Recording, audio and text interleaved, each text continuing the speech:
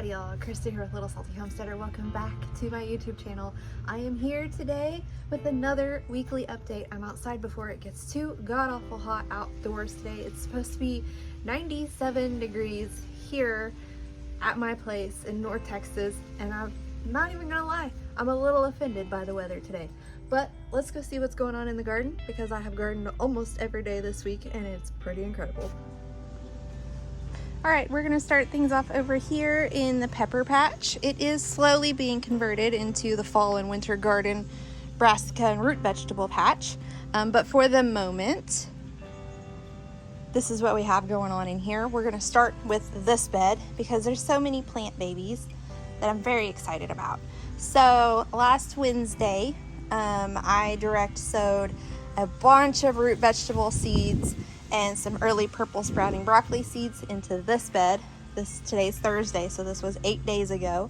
And the early purple sprouting broccoli has not germinated yet. That's okay. I can't remember how long it actually takes, but if it doesn't germinate, that's totally fine. I have plenty of broccoli in my seedling station. That I'm not relying upon that to be my sole food source. What is really exciting though is all of these radishes. All of these radishes that have germinated. This is probably the best of luck I've ever had with planting radishes. And I think that the reason why was I planted these on last Wednesday. It rained Thursday, Friday, Saturday, Sunday, and Monday. Now Monday it was only a sprinkle for a minute, but there was consistent moisture for several days in a row, allowing these guys to pop above the soil and really start to put on some good growth here. We also do have some turnip and rutabaga germination. Not as good as the radishes, but that's okay. This is really excellent. Here within about 30 days, these radishes should be ready to come out. These daikons and these masato rows will take about 60 days, and I think the wasabi will be ready in about a month as well.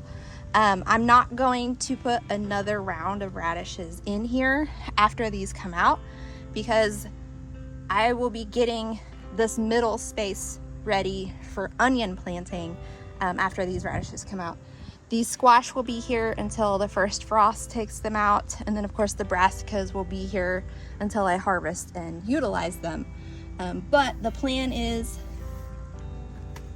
get these radishes in and out, get the brassicas transplanted around the edges of the bed, and then as the stuff in the middle is taken out or wiped out by the frost, I will get this space amended and ready for onions. Very exciting to have food growing in these beds year-round, I have to tell you. So the squash in here are doing really well. I think they have surpassed the point where roly-polies might knock them down, I hope. At the ends we have green zebra zucchini, and then this variety in the middle here is partial eclipse. There are 2 seedlings from each, so I will get rid of one after they get a little bit more growth on them so I can figure out which one is the healthier one. But overall, really happy with the growth that's happening in the middle of this bed. These Buena Mulata peppers, I think I harvested probably 40 or 50 yesterday. There's a little bee there on the oregano. There's lots of bees over there, so I'm not gonna go around that way. We're gonna talk about these from right here. Yeah, probably 40 or 50 peppers that were harvested yesterday. You can see more are getting ripe now. Next week, one of my goals is to get these pepper plants cut down, not because I'm disappointed in them by any means, because look at this. There's still so many peppers on them, but because they have been so prolific this year, I have all of the cayenne pepper powder I'm going to need for the next year, and I really need to start making sure I have enough room for the brassicas that will be coming into this bed. In the next 2 weeks or so, broccoli, cabbage, and cauliflower, the first round that I started, needs to be transplanted into this bed. So I need to make sure I have a place to put them. moving on to this middle bed here, I did some more amending in this space, and I added a bag of compost down this middle part here, not at the ends just yet, but basically, you know, the 7 feet in the middle. Got some more compost, got some more vegetable fertilizer, blood meal, and then I also added bone meal and some dehydrated molasses for some root vegetables that got planted. So yesterday, Wednesday, direct sowed some beets down here. We have 4 varieties, and then we have 7 varieties of carrots that were direct sown right here. Tomorrow, I think I'm going to put some more rutabagas and turnips right here. So this middle section is going to be full of lots of roots. The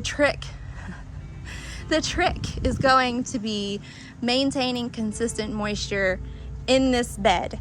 I think it will be doable because I do have these tall jalapeno plants kind of casting a bit of shade that helps keep it from getting too dried out during the heat of the day. And Saturday we get a cold front, which will drop the temps down to like 82 compared to 97 today. So that will also be helpful because then it won't be evaporating off as quickly. But that is going to be the biggest challenge. If I can maintain soil moisture levels in this bed, I should see some relatively decent germination on all of these root crops. But let's go ahead and talk about the jalapenos because they're starting to perform really well. Of course, right whenever I consider yanking them out, they decide to show me what they can do.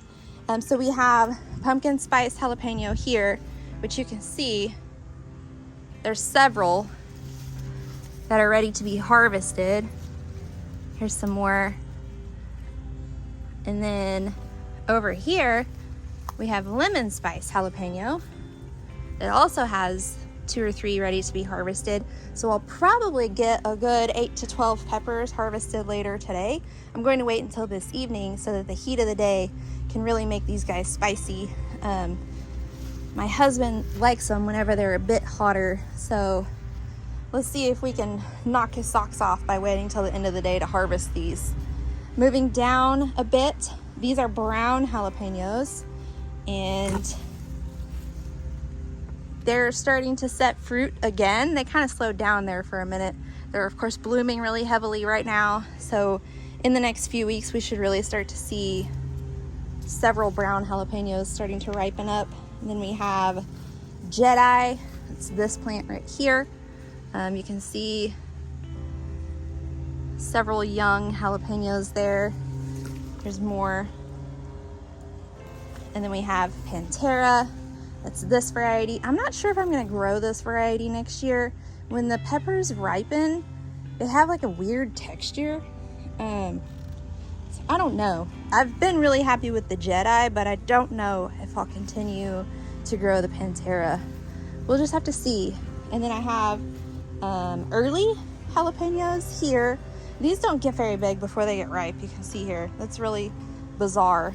But there are quite a few little peppers on the plants, so still useful at any rate. Hopefully within a couple of weeks, I will have enough, large enough that aren't quite ripe that I can come out here and do a big harvest and then pickle some.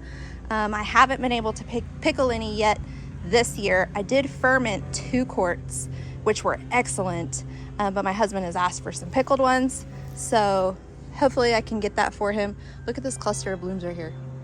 That's awesome. Hopefully they all turn into jalapenos. But yes, these are really amping up on production now. I think the addition of compost and granulated fertilizer really helped.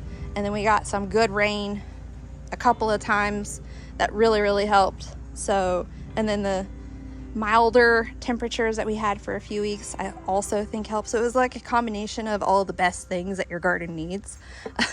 So of course, now the garden is going to pay me back with delicious food from it, which is awesome.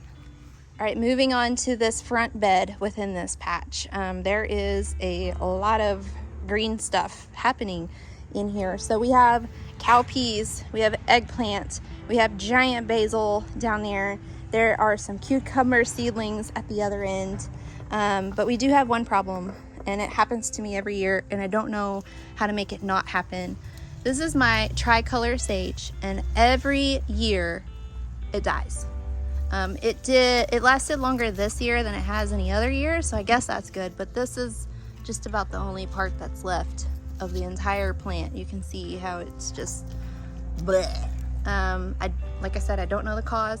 It happens every year, and I'm going to continue to buy a new one every year just because I love the way it looks, and it does make an attractive plant within the garden. So yeah, if you guys know how to keep a tricolored sage alive, please let me know. This zinnia, it is the migration time for hummingbirds in my area here in North Texas, and this zinnia has been providing a food source for the hummingbirds that have been coming through. I saw one the other morning at about 7:30 a.m. and it made me so excited. So I need to remember that for next year, to put zinnias throughout more of the vegetable garden. That way more hummingbirds can come through and have a food source. All right, this cowpea variety is called Blue Goose, and it has really cute little lilac flowers. This batch was planted a little bit later than that batch down there, so its production is a little bit behind, but you can see that it is a pretty productive plant. Like, you can see all these little baby peas on here, and out of the peas that I've harvested and shelled, I've probably harvested the most Blue Goose this year. So I will definitely grow it again next year unless it tastes terrible. I'll let you guys know at New Year's. But what I'm looking for in the pods is actually right down here. What I'm looking for in the pods whenever I harvest them is, so this is about a day late. This one is super dry. If you can hear that, it sounds kind of crunchy. It feels papery. So I'll go in and I'll shell this onto my dehydrator tray that all the rest of them are sitting on. It dehydrates at room temperature, so it's not, you know, like actually going into the electric dehydrator. It just kind of sits there. This one will be ready tomorrow to harvest. This is kind of getting there. It feels kind of rubbery. It doesn't feel as like green as this one does, but it's not quite to that papery type texture. And we have another zinnia here.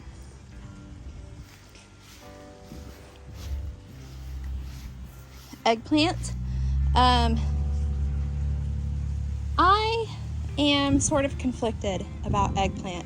I've harvested several this week that I'm actually turning into baba ganoush like later today. So part of me wants to continue to grow it because we do eat it in multiple ways. But part of me also feels like it might be easier to just buy the eggplant whenever we need it, simply because it does take up space that I could use for something like tomatoes. And it takes a long time before the plant is actually prolific. Like, I went all summer probably harvesting 4 eggplant total, and then this week I've harvested 6. So it's like in the fall, it triggers that it needs to do all of its fruit production, and it wastes all that space until then. So I'm kind of in two minds about it. This one will probably grow another 3 or 4 days before it will be ready to harvest. These are a smaller variety, which makes it really great for processing, you know, cutting up small fruits compared to big ones. But if I want to do a large batch of something, I need several of them. So that's the only downside. Not really a downside, but yeah. So yeah, two minds about the eggplant. I'll probably grow it again. We'll see. Moving on to this space over here. Let's take a look at this big fat bumblebee. Hello. These guys just flitter through here all day long between the salvia in the flower bed and then the basils. And then even the cowpeas, they're just flittering throughout the entire garden all day, and I love it. What we have going on over here, we have some okra, these giant trees. We have cowpeas, and then we have basil that still needs to be managed. And then I removed the melon off of both sides, as you can see. This side was the hamey melon. Look how much space it cleared out in here. This was very full last week, up until the other day whenever I cleared it out. And what got planted here to replace it, this side has snow peas. So we have a climbing variety called Beauregard, which is a purple one. And then we have a more compact variety called Oregon Sugar Pod 2 that only gets a little bit over 2 foot tall, that are kind of planted right here. So I'm excited about those. They'll climb up the trellis and give us some awesome snow peas to use in stir fries and as yummy snacks with hummus. Here we go. Here is the pink eye purple hole cowpea. This one's ready. It is red on both sides. I'm just putting these in my pocket as I go. And let's see. That one's ready. Gonna go in with a pocket full of peas. Not a bad thing.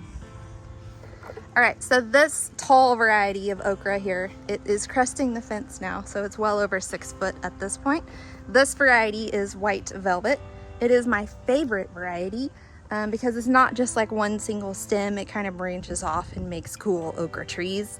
It casts a lot of shade to the rest of the garden, so it doesn't get as overheated as, say, this part that gets full sun most of the day.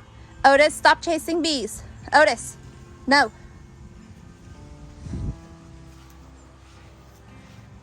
And then of course the okra blossoms are so darling and cute. Now I wasn't able to harvest the okra off of this plant yesterday because there was a spicy bug, some kind of wasp, and I did not feel like putting my life in danger for some okra. So you can see these are a little bit overgrown. One of the good things about the white velvet variety is it doesn't get woody until it is like 10-11 inches long. So this one will still be usable. Yeah, which is really awesome. And I have enough okra inside that I will be able to pickle some this week, plus have some for dinner tonight. So that was one of my goals this year, was to be able to pickle some okra. There's some that's ready. So it looks like I'll meet that goal, which is pretty awesome. One of the things that I do need to do in this bed is I need to cut down this Persian basil and this cinnamon basil. Wow, look at that spider. It caught something. Let's see if I can zoom in on that. Where is it?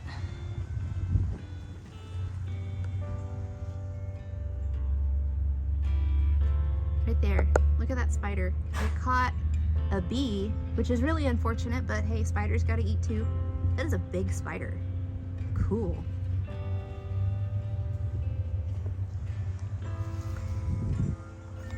I just noticed that, so I thought I would bring you along for the investigative journey.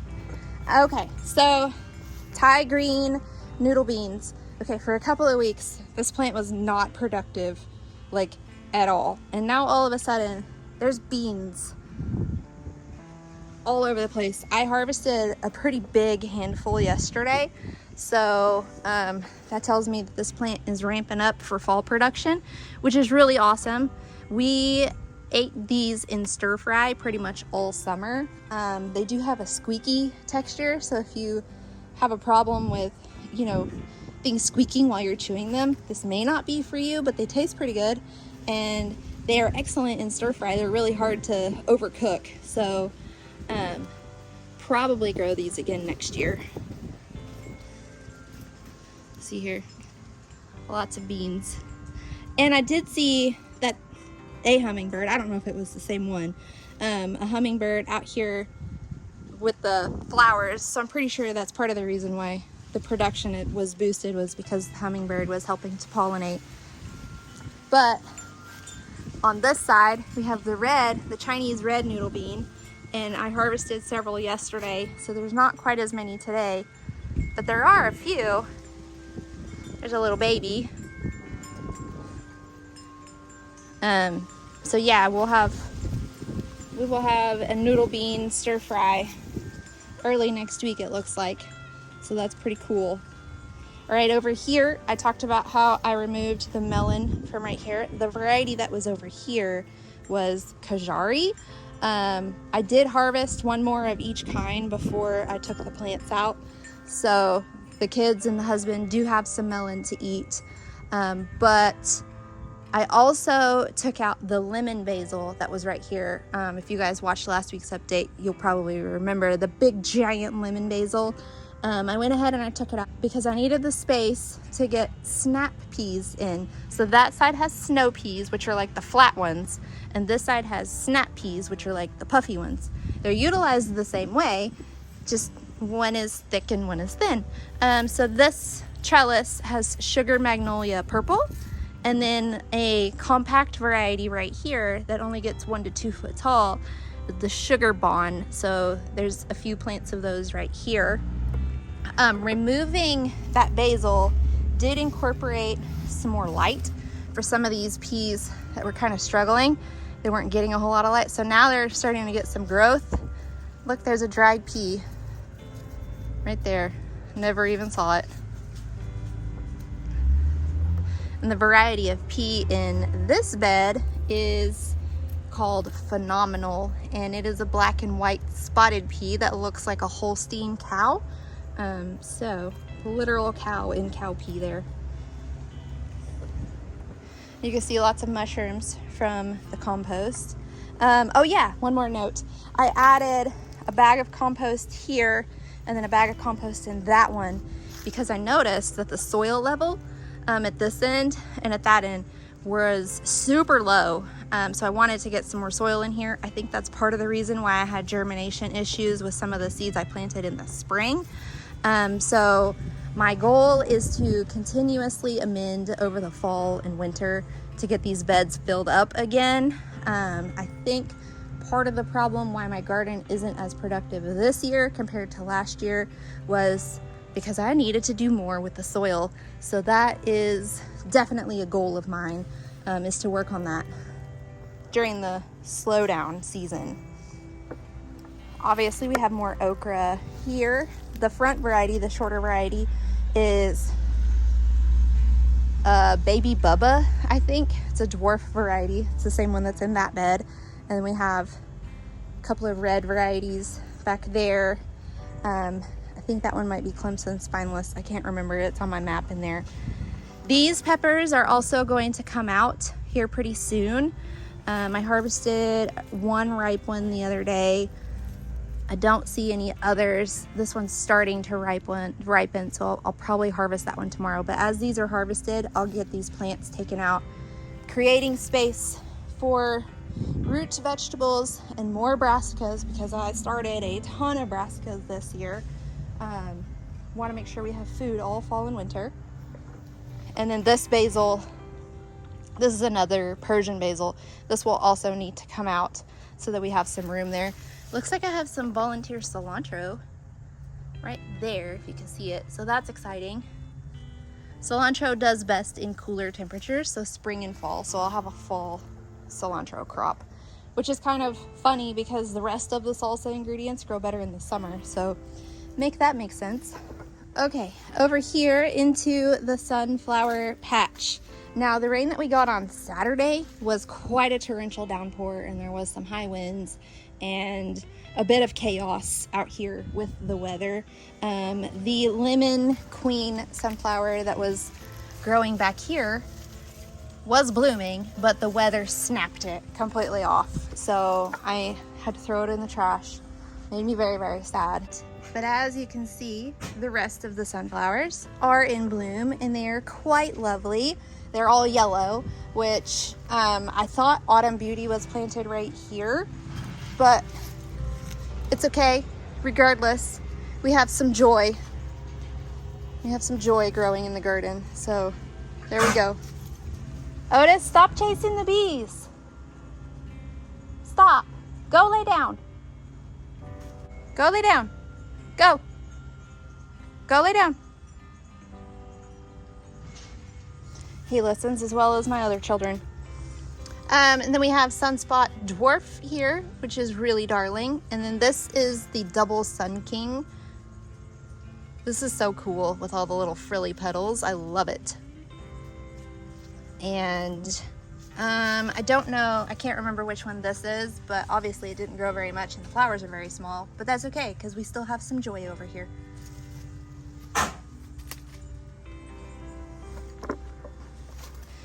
So if you're new here, the plan for this space after the sunflowers come out is to amend all of these fabric quads with compost and cow manure and bone meal.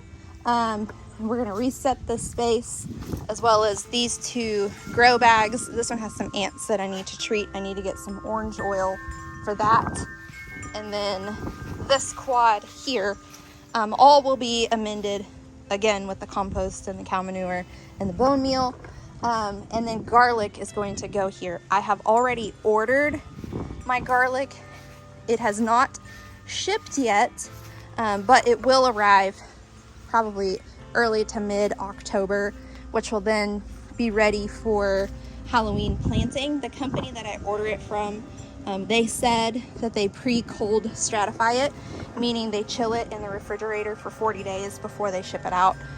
So I won't have to do the stratification myself, and then I can just get the bulbs planted, and that will make them ready for harvest in June at some point, which then will repeat the sunflower cycle. So that's, yeah, sunflowers and garlic all the live long day. Coming over here into the flower bed, it's looking mildly unruly. Part of the reason for that is the salvia. I have cut it down to the ground already once this year, and I meant to dig it up and I didn't. I have just decided to let it be wild and be a food source for the hummingbirds, because, again, I don't know if it was the same one that was on the zinnias or on the noodle bean flowers, but there was a hummingbird that I saw for several days in a row that came and fed off of the salvia plants. So because I do like to feed the wildlife and the pollinators and the birds and the bees, I will keep these and try to integrate some more, hummingbird friendly, bee friendly plants and things. Are you okay? Did one of those bees get you? It got you, didn't it? One of the things that I planted in here, not necessarily as a food source, but as a cover crop to help boost the nitrogen levels in this soil, is bush beans. And I planted 3 different varieties. I don't remember which ones. They're just kind of scattered throughout the bed wherever I had open space, and they're actually growing pretty well. Like you can see that one back there, which is actually in the most neglected spot in the garden, is actually looking pretty good. We have Dragon's Breath Celosia here, and then we have Tulsi Basil here. It's just kind of a leafy green thing to give some texture and variety to the garden. But the bush beans are honestly the most surprising thing right now, because I didn't grow them with the intention of having a successful food crop. I grew them so that they would help with the nitrogen levels after they die off. But if I get food from them, that's a bonus. Some other things that we have happening in here, we have the gnome. We can finally see him again after the snapdragons stopped being so super lush there. This is echinacea, which is coneflower. I am trying to make sure I do have more than one type of perennial in here, like the salvia is a perennial, but now I have a few echinacea plants growing. There's gaillardia at the other end that's growing. There was gaillardia down here, but I don't know where it went. And then I have some cosmos. I waited too long to transplant these, so they're not super healthy. They don't look all that great. The celosia looks really good. There's a spider on that one. Lots of spiders today. Milkweed. So the storm and the wind and the things kind of knocked all my milkweeds out into the yard, which will make it fun to mow. So Logan, my 12-year-old, is gonna have to figure that out whenever he mows this weekend. But that's a Logan problem. And we have another bush bean here. So this one is like a semi-vining variety. So you can see here where it's shooting off its vine, and it's about to bloom. So it looks like it's gonna be a purple variety. So the pods will be purple, which makes it royalty purple, maybe, if I remember correctly, which I don't. But we have, you know, kind of the reverse situation over here in terms of the plants that are growing. Salvia, of course, Rudbeckia, that's at both ends. All of the Rudbeckia plants are starting to fizzle out by this point. They gave a ton of flowers all summer long, so definitely not disappointed with what I got from them this year. We have hollyhocks at both ends, bush beans at both ends, you know. Some more milkweed. This one is a really big plant. Has lots of aphids on it. I'm not too concerned about that. These are an oleander aphid, so they don't go after like your vegetable plants. They go after oleander type plants. We have another dragon's breath celosia here. The foliage on it looks really cool. And then over here is the big gaillardia patch. It didn't start out this big, but it certainly turned into something this big. This is the double sunset. I think it looks really cool. I like the way that looks. And then there is a couple of echinaceas in here as well. So I think gaillardias are perennials, if I remember correctly. So this will come back again next year, unless the temperatures are colder than what they typically survive through. Ginger forest. I have 2 ginger forests currently growing. I have 2 10-gallon fabric grow bags. This is the first one, and it's doing a little bit better than the other one, but the other one is still doing great. Like, neither of them are suffering. This one is just a little bit thicker with the greenery, so it's doing really well. I think technically it will be ready in February or March, but I will probably get too impatient and harvest it before then. I'll let you guys know, of course, I'll let you guys know, of course, how all that works out. Here's the other ginger forest. You can see it does have some smaller shoots coming up, so maybe it will fill in to be as lush as that one. We'll see. I'm not going to be disappointed either way. This green stalk is going to be planted out with lettuce in a few weeks. I got those seeds started 2 days ago. We'll go take a look at that station here in just a minute. And the goal is to fill most of this green stalk. So this section here, about 2 pockets on each tier, does not get enough sun to sustain very many plants. Like, this plant does okay, but it's a perennial and it just keeps coming back. I can't manage to kill it. It's a lemon balm, I'm pretty sure. But because these don't really get any sun, I'm not planning on planting in them. I just plan on planting where it definitely gets sun. So 3 to 4 plants per tier all the way down. And I did plant 7 different types of lettuce because I'm insane. I'm moving on to the pepper green stalk. This one is in a little bit of a transition period. It does have some different basils along the top. These are for food usage, also for decorative purposes. I didn't want to leave empty pockets on here. And then we have some celosia. It's doing pretty well. Transplanted in the same time as the flower bed celosias. Of course, we have marigolds and we have peppers the rest of the way down. The reason why I wanted to take a minute to come over here was because grasshoppers or something took a nibble out of a few of these peppers, and then ants came and like ravaged the rest of the peppers. So like this one, grasshopper might have taken 1 bite or 2, and then ants came and ate it the rest of the way down. It was wild to see. I have never seen that happen before. I will probably be removing some of these plants semi soon. The reason is to prep just in case I don't have enough room in those beds for all the brassicas that I started. There's several varieties of broccoli, cauliflower, and cabbage that all need a home.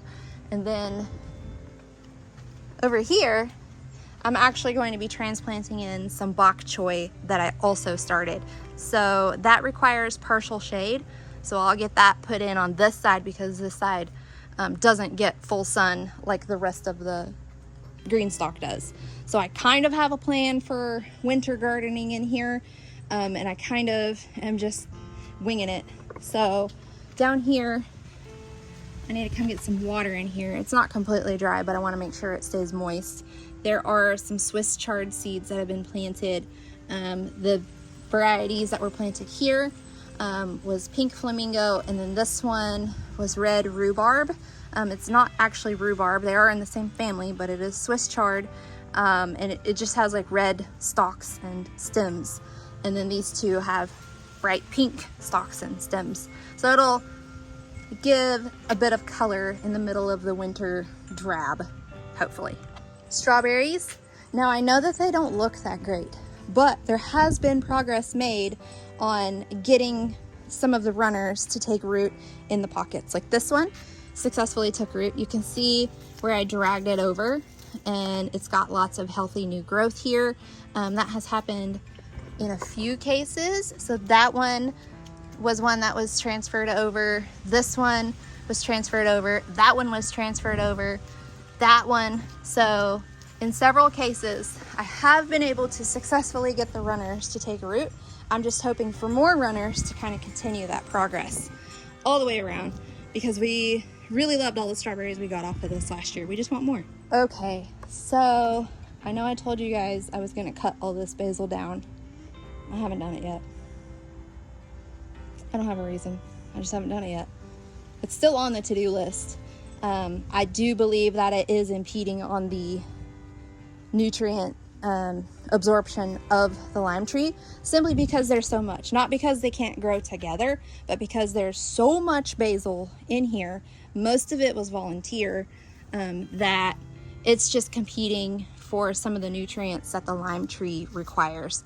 Lime tree is kind of a heavy nitrogen feeder, and as you can see, it probably took a bit of nitrogen to get all this leafy growth. So I still plan on cutting this down, and I do need to come in and amend and add some blood meal and some fertilizer and stuff for the lime tree so that it can continue to be healthy and happy.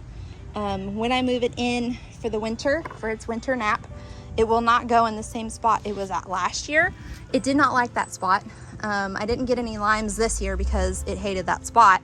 So I am going to try to put it in a place where it gets more natural light. I don't know where that will be yet, because the way that our house faces, and the way the windows are laid out, it's really hard to get like a natural light solution happening. So I may have to put it in the hallway and just open the door. I don't know, we'll figure it out. I'll talk to my husband. Maybe he is more creative than I am trying to find a solution, but yeah. Basil and lime. They're friends until they're not. The herb green stalk. This house's medicinal tea and pollinator herbs. It has done a pretty good job this year. Early in the season, I was able to harvest quite a bit of chamomile, quite a bit of calendula, and quite a bit of lavender. The chamomile and lavender I turned into a tea blend that is inside. I will utilize it in the winter time for a nice cozy relaxing drink. The calendula, I saved all of the petals, dehydrated them, and then I got them, I have them currently soaking in some olive oil so that then I can turn that into a salve for like eczema and other dry skin issues. Myself, Logan, and occasionally my daughter Lily, we will have weird skin issues that calendula seems to really help with. So I will make my own homemade salve to kind of assist with those problems as they pop up. This marshmallow is kaput, as you can see. I think it just got too hot, too much sun, probably not enough water, but this one is doing a bit better. You can see the greenery over here is really healthy. So yeah, these were just hanging out at this point. The hyssop is doing really well. We do have some flowers starting to form on that. We have rue down here, and then we have tarragon over here. I have only used the tarragon in one whole recipe, but I like the way that it looks when it's growing, so I'm going to continue to grow it. I don't necessarily need this space for something else at the moment, so I don't mind giving it the space. You know, sometimes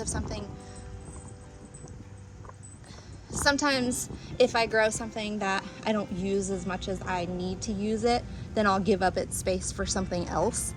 In this case, I don't have something else to put there, so I'm content to just leave this here to hang out. Plus it is a perennial, so after the winter it will come back, which is a bonus because it's one less thing I have to figure out how to plant. The mint, if you watched any of my videos earlier in the summer, you'll know that the mint suffered quite badly whenever I went with my son to his Boy Scout camp and there wasn't anybody here to water. It almost died, if you can believe that, but it is bouncing back. It is quite healthy now, looking really lush. I will harvest some to dehydrate for tea to use in the winter. Otherwise, we just come harvest it fresh and steep it right away. We don't even wait for it to dry out. But before the winter frost kind of kills it off, I'll come harvest some to dehydrate for my daughter to use because she loves mint tea. All right, over here in the seedling station, there's a lot that is happening. This was the first round of brassica seedlings that I started. In another week or two, they will be ready to be transplanted. You can see they're a pretty good size at this point. Keeping them moist and cool enough, especially when it's 97 degrees outside, is proving to be the most challenging part because their little seed cells are kind of small, but I'm just trying to push through as long as I can with these same cells before I transplant. This was the second round, these right here. Some did not germinate, as you can see. The rest did a pretty good job germinating. There's also some Brussels sprouts, then we have collard greens and some kale. I did replant this kale yesterday and these spinaches. These, not the leafy greens, but these brassicas will go into the middle raised bed where I have the beets and carrots. These will go where I have all those radishes. And then these are the most recent round of brassicas that I just started last week. And those will go in the two raised beds that have the okra in them. I'll just kind of split them up as best I can. So you can see this was quite a successful round of seed starting. One, the temperatures were cooler. Two, it rained for 4 days in a row, so there was definitely plenty of moisture. I actually had to come dump water out of here. So I think that really helped with the germination rates on these. And I also sowed these cells a little bit heavily, trying to ensure I got something happening. So we have broccoli, cauliflower, cabbage, and then this is a variety of kale that I'm using for decorative purposes. The seeds are incredibly old, from 2020, so I'm not surprised that it's not like the greatest germination. These will go into the flower beds because it's like a frilly variety of kale, and that will just give some sort of life happening over the winter. Then we have the lettuce and bok choy that was started on Tuesday. I don't expect any germination for a few more days. Hopefully they don't get overheated today and tomorrow until it cools back down. Again, just trying to make sure that there's good moisture in here. A lot of this is going to evaporate off with the hot temperatures, so I just have to be diligent about making sure there's water in this tray. And then this tray has cool season annuals that I literally started at 7:30 this morning in my pajamas. So we have alyssum back here, and then we have calendula here, and then we have snapdragons here. My intent is to get these transplanted out in the next, or in about 6 weeks. So grow, little guys, grow. And then one more set of seeds that I got started, but they are inside. I got my viola seeds started. If you watched my seed unboxing video last week, I unboxed 5 different varieties of violas, talked about how to grow those and, you know, different characteristics of those violas. And the way that they germinate is through darkness and with cool temperature soil. So those are inside, not on a heat mat, in black seed starting trays. There's one tray on the bottom, and then I flipped another one on the top and taped it up. There will be a video out next week detailing that, so please be sure to check that out. But that is inside. I'm not going to crank that open until September 12th at the earliest, because they need 10 to 14 days to germinate. So maybe I'll wait until the 14th, crack it right in the middle, see what's going on. Once they germinate, then they'll come out here to the seedling station to join their buddies. But until then, they're just being left alone in the darkness. All right, but that is a look at the garden at the beginning of September here in North Texas. I have to say it's looking pretty good, and I'm really excited about how it's going and where things are headed with it. We have lots of plants to be planted yet for fall and winter, and I can't wait to show you guys. Alright, but that's all I have for this week's weekly update. If you liked today's video and you would like to continue to see how the garden grows and changes from week to week, please like, subscribe, comment, do all those different YouTube-y things. You are helping my channel to grow so much, so thank you. But otherwise, until next time, go find a way to get those garden manicures. Bye!